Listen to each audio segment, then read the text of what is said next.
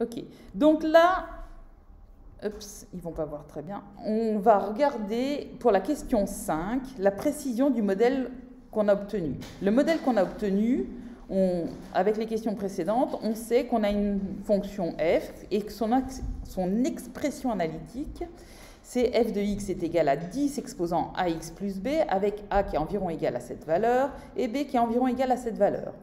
Comme on nous dit qu'il faut qu'on utilise au moins 3 données du tableau, ça veut dire qu'on va prendre dans ce tableau 3 valeurs pour x différentes et voir si en remplaçant par exemple x par 90 dans f de x, on obtient un résultat qui est proche de 701. Ok.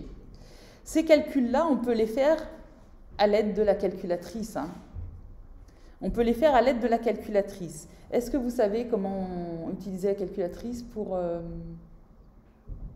calculer ce que je viens de vous montrer? Non?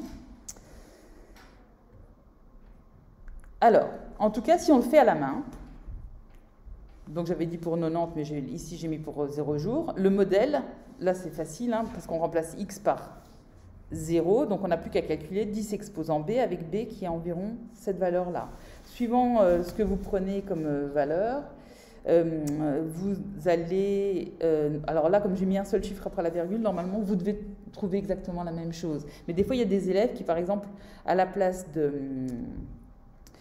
B, au lieu de prendre 3,0,23 et des poussières, ils disent bah, 3, c'est une valeur approchée qui est suffisante pour B, et donc ils remplacent là-dedans, et du coup ils ne vont pas trouver 1055,5, ils vont trouver 1000.